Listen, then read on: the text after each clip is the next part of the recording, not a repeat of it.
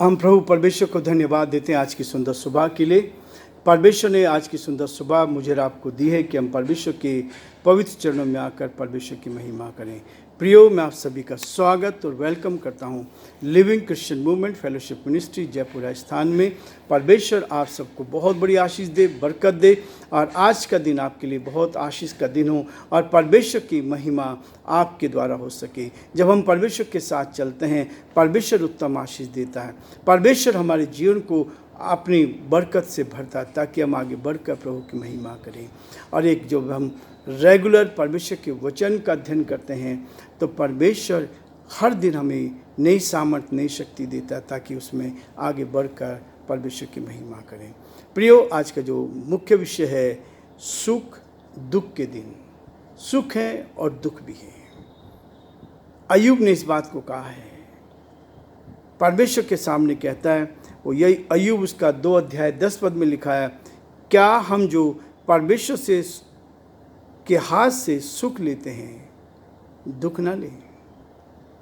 क्या हम जो परमेश्वर के हाथ से सुख लेते हैं क्या दुख ना लें? परमेश्वर दुख में भी और सुख में भी आपको आनंदित रखना चाहता है और यही है।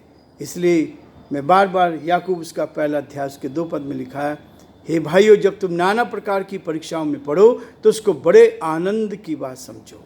और इसलिए प्रियो, जब हम परमेश्वर के वचन का अध्ययन कर रहे हैं और ये धन है जो हमें आगे बढ़ाता है।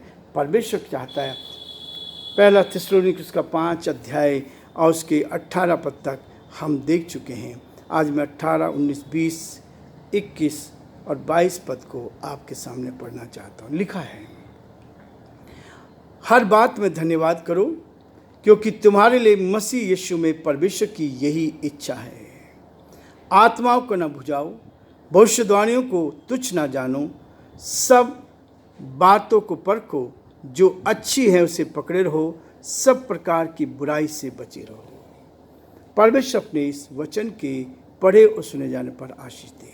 परमेश्वर का धन्यवाद करते हैं कि परमेश्वर मुझे और आपको कहता है सुख और दुख दो जीवन के साथी हैं। जीवन में चाहे वो विश्वासी हो चाहे अविश्वासी हो, उसके जीवन में सुख भी आता है, दुख भी आता है।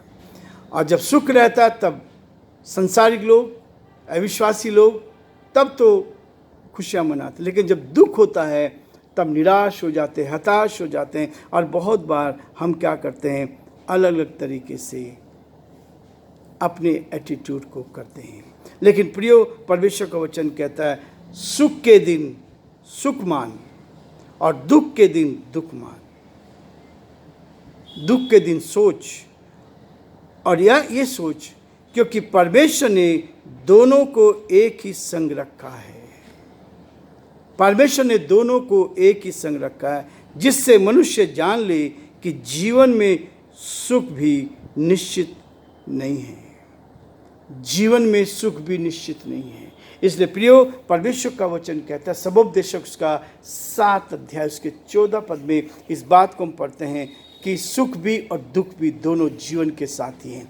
और जब इस जीवन के साथी को हम साथ लेकर चलते हैं तो आनंदित रहो। इसीलिए याकूब ने उसके 1 अध्याय 2 पद में लिखा है कि जब तुम नाना प्रकार की परीक्षाओं में पढ़ो तो उसको बड़े आनंद की बात समझो। इसलिए परमेश्वर मुझे और आपको इस बात के लिए प्रेरित करता है ताकि आप परमेश्वर का धन्यवाद, कल हमने इस बात को देखा था, परमेश्वर का धन्यवाद करो क्योंकि तुम्हारे लिए मसीह यीशु में परमेश्वर की यही इच्छा है।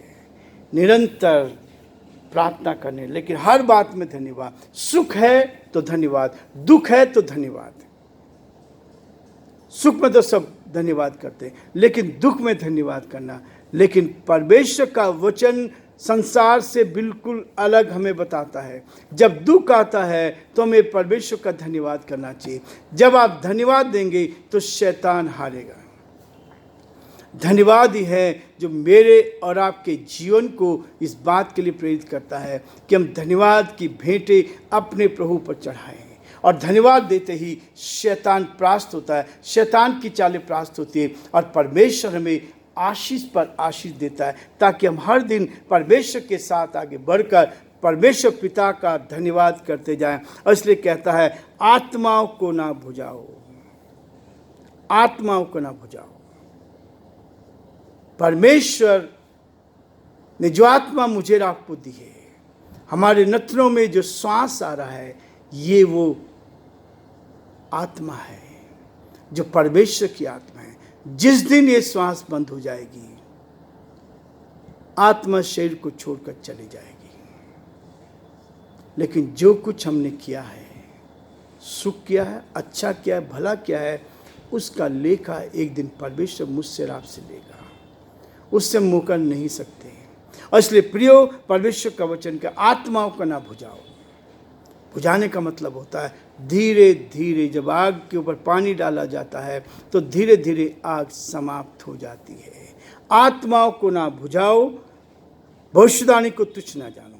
परमेश्वर ने भविष्यवाणी की है, परमेश्वर के भक्तों ने भविष्यवाणी की है, आने वाले समय के लिए भविष्यवाणी की है। इसलिए वो कहता है कि जब आप परमेश्वर के साथ चलेंगे, परमेश्वर आपको बरकत, आशीष देगा, ताकि आप भविष्यवाणी को तुच्छ ना जानो, सब बातों को परखो।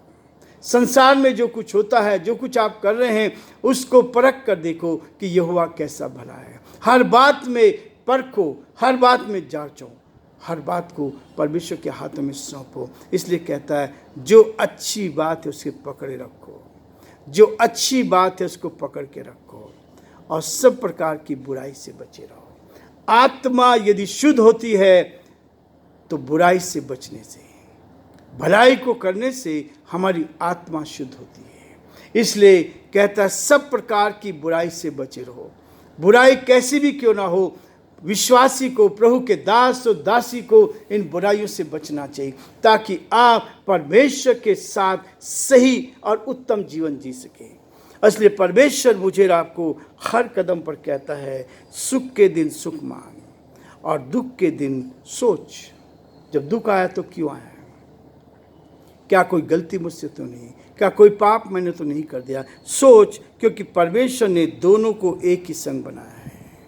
इसलिए वो कहता है, तब यहोवा परमेश्वर ने एक रेड़ के पेड़ का उगाया, ऐसा बढ़ाया कि योना के सिर पर छाया हो, जिससे उसका दुख दूर हो, जिससे उसका दुख दूर हो। तब परमेश्वर ने एक कीड़े को भेजा, जिसने रेड़ के पेड़ को ऐसा काटा कि वह सूख गया। योना उसका 4 अध्याय 6 और 7 पद में लिखा है। जब हम परमेश्वर की आज्ञा का तोड़ देते हैं और सांसारिक दृष्टि से दिखाते हैं कि परमेश्वर ने जो आज्ञा दी थी वो मैं मान रहा हूँ, योना ने भी ऐसा ही किया। परमेश्वर से कहा कि तू निनवे जाना है, लेकिन वो तर्शीश को भाग के चला गया। यात्रा तो की, लेकिन और दुनिया की नज़रों में क्या था? परमेश्वर की आज्ञा का पालन कर रहा है। लेकिन प्रियो, जब हम परमेश्वर की आज्ञा का उल्लंघन करते हैं, तब दुखों में हमें जाना पड़ता है। और वो दुख इतना भारी होता है, इतना भारी होता है, हर कोई उसको सहन नहीं कर सकता। क्या हुआ?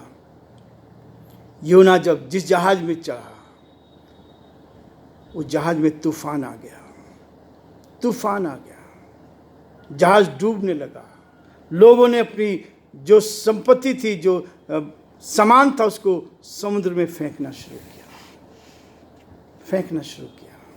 लेकिन फिर भी समुद्र शांत नहीं हुआ। उसके बावजूद भी सब कुछ ऐसे चलता रहा। अंत में पर्ची निकाली गई, पर्ची योना के नाम से आई। तब उसने सच बोला कि मैं परमेश्वर के सामने से भाग के आऊँ। परमेश्वर ने कहा था तर्शीश जाना, लेकिन मैं अलग स्थान पर चला गया। परमेश्वर ने तो एक बात को कहा था कि निनवे के लोग पाप में गिरे हैं, लेकिन वो तर्शीश की ओर चला गया। ये है जब आप परमेश्वर की आज्ञा का उल्लंघन करते हैं। परमेश्वर कई बार हमारे जीवन में समस्या आने देता है, लेकिन उससे निकास करता है। तब लोगों ने योना को उठाकर समुद्र में डाल दिया। परमेश्वर बचाने वाला है। एक बड़े मगरमच्छ को परमेश्वर ने चुना, 3 दिन तक उसके पेट में रहा। 3 दिन के बाद परमेश्वर ने मगरमच्छ को आदेश दिया कि उसको स्थल में उगले। तब जाकर उसने पश्चाताप किया और फिर से उसको निन्नवे भेजा। परमेश्वर मुझे और आपको सुख में और दुख में भी आशीष देना चाहता है, ताकि हम उसके साथ सुख में भी आनंदित हो। इसलिए यशायाह उसका 45 अध्याय 7 पद में लिखा, मैं यहोवा हूँ और दूसरा कोई नहीं। मैं यहोवा हूँ और दूसरा कोई नहीं। मैं उजियाले को बनाने वाला और अंधियारों को सृजनहार हूँ। अंधियारों को का सृजनहार हूँ। मैं शांति और विपत्ति को रचता हूँ। मैं शांति और विपत्ति को रचता हूँ। मैं यहोवा ही इन सब का करता हूँ। मैं यहोवा ही इन सब का करता हूँ। इसलिए प्रियो, परमेश्वर कहता है सुख और दुख जीवन के साथ ही हैं। इसलिए हमें परमेश्वर के साथ साथ एक होकर परमेश्वर की महिमा करनी है। प्रभु आप सबको बहुत आशीष दे। आज हम ही रुकेंगे, कल फिर आगे बढ़ेंगे ताकि परमेश्वर की महिमा कर सकें। प्रभु आप सबको बहुत बड़ी बरकत और आशीष